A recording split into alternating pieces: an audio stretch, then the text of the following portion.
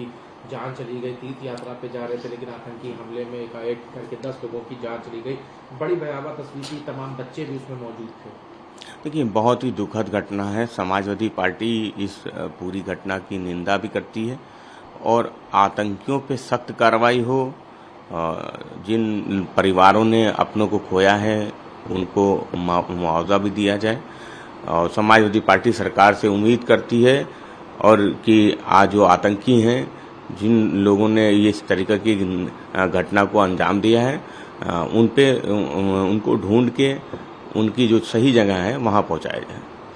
कल प्रधानमंत्री ने दिल्ली में शपथ ली, 71 मंत्रियों ने उनके साथ शपथ ली, जिसमें तमाम राज्य मंत्री और कैबिनेट मिनिस्टर भी मौजूद थे मोदी 3.0 गवर्नमेंट के लिए। भारतीय जनता पार्टी के सरकार बनी है, देश के प्रधानमंत्री, भारतीय जनता पार्टी की सरकार को बधाई।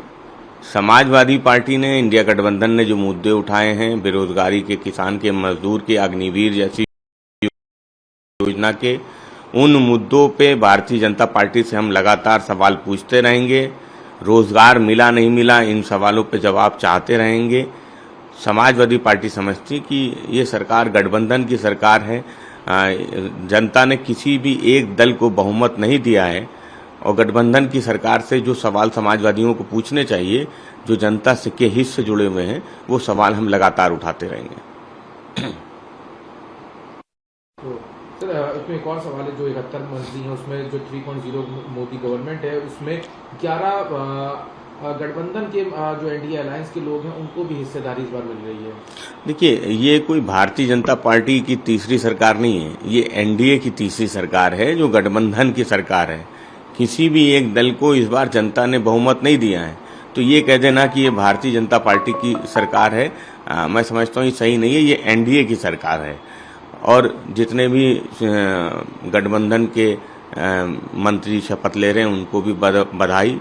समाजवादी पार्टी का जो लोकतांत्रिक अधिकार है, जनता के मुद्दों को उठाने का, इंडिया गठबंधन का जो अधिकार है, हम उस अधिकार को अपना नहीं छोड़ेंगे। हम किसान, मजदूर, नौजवानों का जो सवाल है वो लगातार उठाते रहेंगे।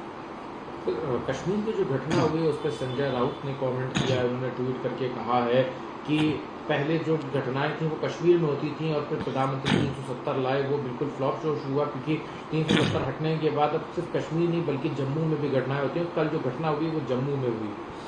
देखिए, भारतीय जनता पार्टी की सरकार में जो देश की आंतरिक और बाहरी सुरक्षा है वो कहीं ना कहीं कमजोर हुई है। भारतीय जनता पार्टी को इस बात को स्वीकार करना चाहिए और जब वो इस बात को स्वीकार करेंगे तो इस पे काम भी होगा और आंतरिक और बाहरी सुरक्षा को और कैसे पुख्ता किया जाए उस पे सरकार को विचार करना चाहिए। तो जो संजय राउत जी कह रहे हैं वो बात बिल्कुल सही है। जिस तरीके से चाइना ने घुसपैठ की, अब जिस तरीके से आतंकी घटनाएं देश के अंदर बढ़ी हैं, नक्सली घटनाएं देश के अंदर बढ़ी हैं, तो भारतीय जनता पार्टी की सरकार को विचार करना चाहिए। समाजवादी पार्टी इस विषय पे राजनीति नहीं करना चाहती, लेकिन देश की सरकार को आगाह भी करना चाहती है कि देश की आंतरिक और बाहरी सुरक्षा से कोई भी समझौता न किया जाए। गांधी परिवार में राहुल गांधी, प्रियंका गांधी और भी शायद और अन्य जो कांग्रेस के सीनियर लीडर्स हैं वो अमेठी आएंगे और अमेठी और रायबरेली की जनता को धन्यवाद अर्पित करेंगे जो उन्होंने सहायता दी और जो मदद करी इस पूरे चुनाव में। देखिए, कोई भी राजनीतिक दल जहां चुनाव जीतता है या कोई लीडर, तो वो जनता का धन्यवाद देता है और उसी परंपरा को गांधी परिवार, कांग्रेस के लीडर वो निभाना चाह रहे हैं। अमेठी और रायबरेली आएंगे और एक नेता को अपने जनता के बीच में रहना चाहिए, जनता से जुड़ाव रखना चाहिए। अच्छा है कि वो जनता का धन्यवाद देने आ रहे हैं।